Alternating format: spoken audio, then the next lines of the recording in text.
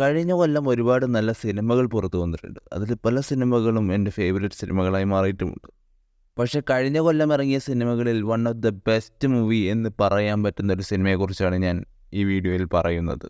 നമ്മൾ പലരും പല കാര്യങ്ങളും ജീവിതത്തിൽ ആദ്യമായി ശ്രമിച്ചു നോക്കുമ്പോൾ ആദ്യത്തെ തോൽവി തന്നെ നമ്മളെ തളർത്താറുണ്ട്. ശരിക്കും നമ്മളൊന്ന് മനസ്സിരുത്തി ശ്രമിച്ചാൽ നമ്മളെക്കൊണ്ട് സാധിക്കാത്തതായി ഒന്നുമില്ല എന്ന് കാണിക്കുന്ന സിനിമ. അതാണ് 2023 റിലീസ് ചെയ്ത 12th ഫെയിൽ എന്ന ഹിന്ദി സിനിമ. വളരെ വ്യക്തതയുള്ള തിരക്കഥയാണ് ഈ സിനിമയുടെ മറ്റൊരു പ്രത്യേകത. അനാവശ്യ രംഗങ്ങളോ അല്ലെങ്കിൽ അനാവശ്യ പാട്ടുകളോ ഇല്ലാത്ത ക്ലീനായി മുന്നോട്ട് പോകുന്ന സിനിമ. യഥാർത്ഥത്തിലുള്ള മനോജ് കുമാർ ശർമ്മ എന്ന IPS ഓഫീസറിൻ്റെ ജീവിതം ആസ്പദമാക്കിയാണ് ഈ സിനിമ എടുത്തിട്ടുള്ളത്. ഗ്രാമം എന്ന് വിളിക്കാൻ പറ്റുന്ന ഇന്ത്യയിലെ ചെമ്പൽ എന്ന ചെറിയൊരു ഗ്രാമത്തിൽ നിന്നും അവിടുത്തെ ചെറിയൊരു സർക്കാർ സ്കൂളിൽ പഠിച്ച് +2 3 വട്ടം തോറ്റുപോയിട്ടും പിന്നീട് എങ്ങനെയാണ് അദ്ദേഹം IPS ഓഫീസർ ആകുന്നത് എന്നുള്ള ഒരു ജേണിയാണ് ഈ സിനിമയിലുള്ളത്.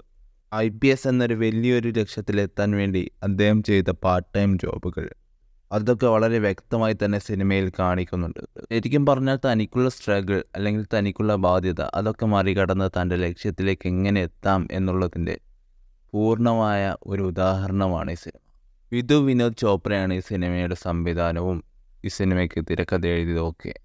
അതിഗംഭീരമായ ഡയറക്ഷൻ തന്നെയാണ് അദ്ദേഹം ചെയ്തിട്ടുള്ളത് എന്ന് പറയാതെ വയ്യ. ഒക്ടോബർ 27, 2023 ഈ സിനിമ തിയേറ്ററിലൂടെ റിലീസ് ചെയ്തത്. പക്ഷേ എനിക്ക് ഈ സിനിമ തിയേറ്ററിൽ കാണാൻ സാധിച്ചില്ല.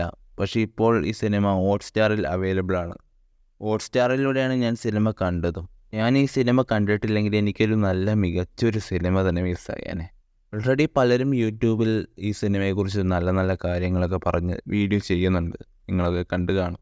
എന്നിട്ടും നിങ്ങൾ ഈ സിനിമ കാണണോ വേണ്ടയോ എന്ന് ചിന്തിച്ചിരിക്കുകയാണെങ്കിൽ നിങ്ങൾക്ക് മിസ്സാകുന്നത് കഴിഞ്ഞ കൊല്ലത്തെ മികച്ച ഒരു സിനിമയാണ്. അതുപോലെ തന്നെ എടുത്തു പറയേണ്ടതാണ് മനോജ് കുമാർ ശർമ്മയായി അഭിനയിച്ച വിക്രാന്ത് മെസ്സി. അതുപോലെ തന്നെ മറ്റ് കഥാപാത്രങ്ങൾ ചെയ്ത എല്ലാവരും അവരവരുടെ റോൾ ഭംഗിയാക്കിയിട്ടുണ്ട്.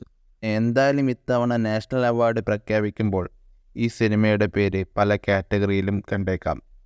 ഈ സിനിമയ്ക്ക് ഞാൻ കൊടുക്കുന്ന റേറ്റിംഗ് ആണ് 5-ൽ 5 സ്റ്റാർസ്. പിന്നെ വീഡിയോ ഇത്രയും കണ്ട സ്ഥിതിക്ക് ചാനലൊന്ന് സബ്സ്ക്രൈബ് ചെയ്തൂടെ പ്ലീസ്. അപ്പോൾ അടുത്ത വീഡിയോയിൽ മറ്റൊരു സിനിമയുടെ റിവ്യൂമായി വീണ്ടും വരാം. ഞാൻ നിങ്ങളുടെ സെല്ലുലോയിഡ് മാൻ. अबे जबान बहुत ज्यादा चला रहा है तो चलाना शुरू कहाँ किया अब तक? चंबल का हूँ, समझा?